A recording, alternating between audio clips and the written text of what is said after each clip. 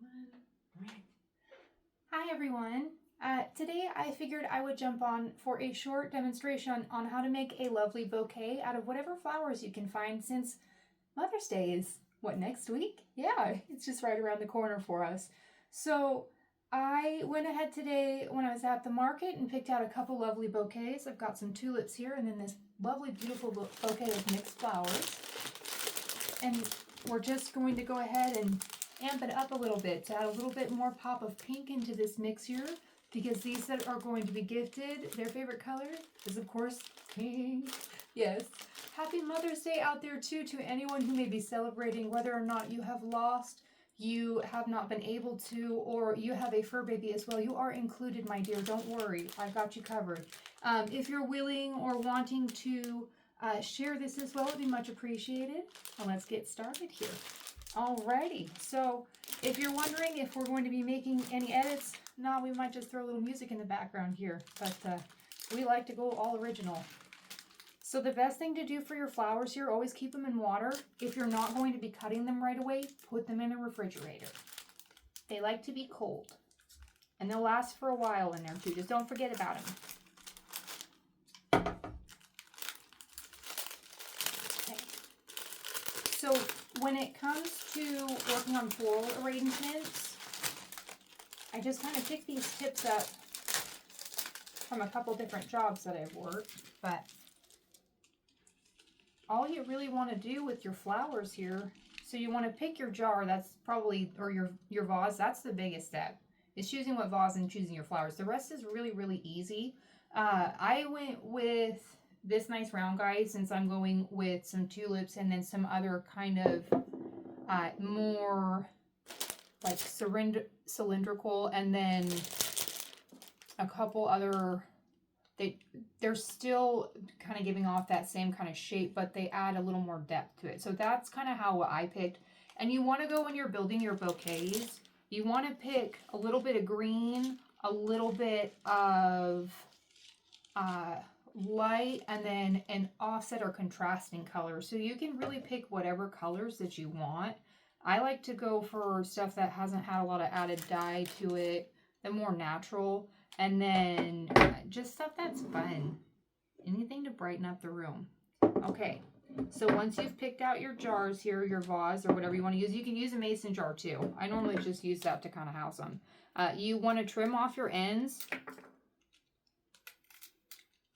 Yeah, about there. And you want them to all kind of be even. Normally I do this under running water, but for today, since we're doing this, and you want to instantaneously get them in there. You don't want them to be hanging out too much. These have a lot of leaves to them too, so I might have to build 2 bouquets today. Yeah, we're going to build 2. So, or we're going to have to get rid of some of these leaves. That's another thing too, is pruning. These are just pretty as they are. They're lovely. They smell so nice.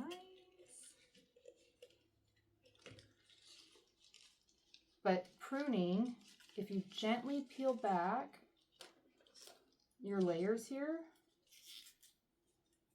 you can give yourself a little bit more space. But not too much. You don't want to completely destroy the bottom of your flowers. And those are probably still going to be a little too tall for this. I'm going to leave that one there. With your contrasting color, your light color, and then something kind of big like a centerpiece when you're building your bouquet too, remember, is pick something green. And something light too to kind of go in between. I like that leaf, but okay. Then set these off over here. And make sure you guys are using some, either if you don't have like floral scissors, use some thick shears or clean scissors. And I say clean for a reason. If bacteria gets on these, you're going to start to mold your flowers from the bottom. Okay. Like so. All right. Oh no, we lost one. Oh, I'm sorry. Okay, so when it comes to, yeah, we're gonna have to prune this pretty good. Pruning, just, you're just pulling off anything that looks unpleasant or, how in the world? Oh, okay. But anything that,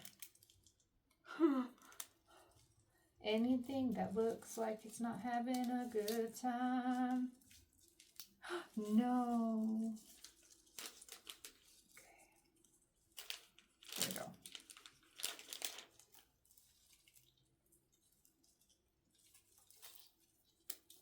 All right, so just like that. If the, oh fuck, there we go. For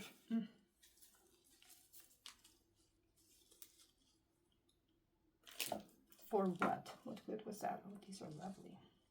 Okay, just kind of check in here, see where we need to go. Ooh. I like buying these mixed bouquets because they come with so many different things. Okay. And it's really appealing. Like, I know it looks fun and it's appealing to want to pluck them off with your fingers, but don't do that. Don't do that. Okay. So, to keep everybody the same length, grab a friend and trim them together. Oh, sorry guys, didn't realize I'm working so far off camera over here. I'm working in quite the tight space. There we go. But then I just start building my bouquet like this. And like I mentioned, you can do this with anything. I need you to come back. Just pick your favorites.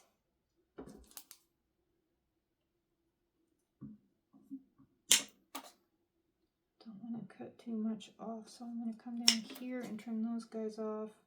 And then we'll build another bouquet with those. Use that as the green.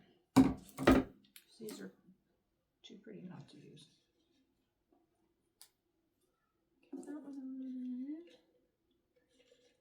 Mother's Day is right around the corner, but lucky me, I became a mother around Mother's Day.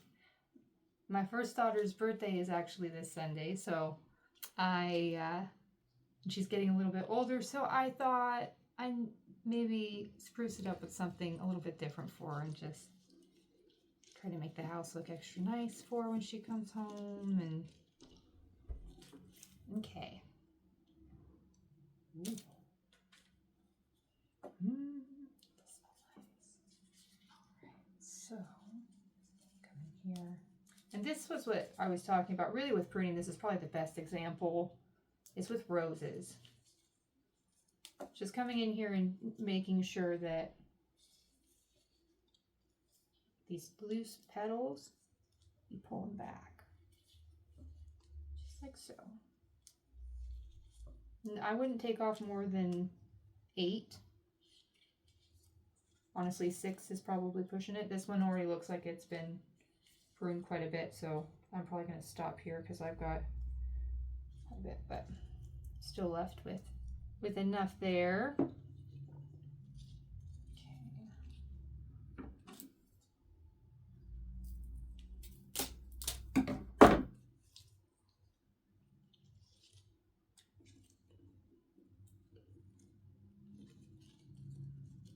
And then try to alternate. I don't like it when I have too much of one color in one space. I try to even it out as much as I can. So there'd be like a little pop of this here and a little pop of that there. And then you get a little burst of this here. And if it's too much foliage, you can always cut that back. I probably should have done that with this here. Put that at the top. There we go. Less at the bottom. More at the top. There we go. Just like that. All right. See, easy peasy. Save that. Don't throw these away. Save these because there's a lot of tasty goodies in there. You can use that. I don't use quite as much as they recommend in there. And then for time's sake, I'm going to go ahead and just finish these up real fast here. We're just going to match them there with that flower, and then we're going to go ahead and cut. And again, like I mentioned, I normally do these under running water. It's just better for the flowers. But, or if you have a bucket of water, honestly not running, but like a bucket. And then just like that. Wherever you want. Little pop of color there. Oh, these are great. These are perfect. She's gonna love these here.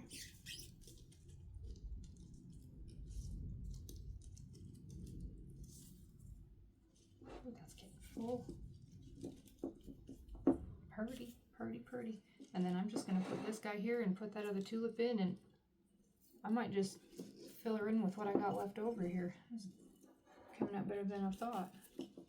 But yeah, see? Not so bad, huh? And like I mentioned, you can do this with just about anything that you can find. Like I said, I just went to the market that we have pretty close to where we live and grabbed these bad boys today. So that's a grocery store, but it's called the market. So there we go. I like those in the middle a little bit better there. But see how that's starting to fill out too? And you can do it if you want to layer it. What you want to do is cut 3 different lengths for your flowers and do shorter, bushier ones at the bottom. At the top or in the middle, I would do something that's a little more like this. And then for your centerpiece, I would have something that's more like the roses here, or these, gosh, I can never remember, are these spider mums? No, I don't think that's a spider mum. Something kind of close to that though. Something like nice and almost not stringy, but the centerpiece. Something that just bedazzles. It's the best thing I can think of. Okay. So, like so right here. There we go. And that's pretty much it there, guys.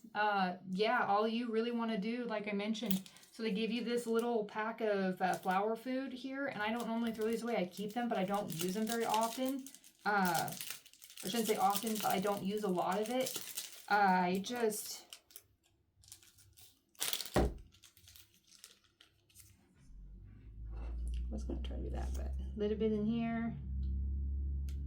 And I'm not even going to worry about the flowers at the bottom. Give it... There we go. Oh, it's on the leaf. That's all right. Not even, maybe like a 1/16 of a teaspoon, guys. It's like just a pinch. And then some extra water. Gonna fill her up. Alrighty. And if you really want to make this shine, grab some ribbon and wrap it around, make a cute little bow on there. But you've got yourself a beautiful bouquet at, and even this little guy right here. I'm probably going to go find some flowers for my garden and finish this one off. But yeah, for farmers markets and stuff like that, guys, they're making a killing. And this was so easy to do. It didn't even take me like, it took me more time to pick out these flowers. Yeah, not even 15 minutes. So, and these will sell for like, gosh, I don't know, 15, 20 bucks a pop, and I didn't spend more than $7 on flowers here. This one right here would probably sell for 5 or 10, I don't know, with a mason jar. So, just some food for thought, guys. Happy Mother's Day. Thanks for watching. I hope you found some inspiration or a little bit of tips and tricks in here to pull out of this video to help yourself make a beautiful bouquet for your mother or anyone in your life who has inspired you to just be the best version of yourself. Thanks for watching, guys. Take care. I appreciate you all so much. Bye.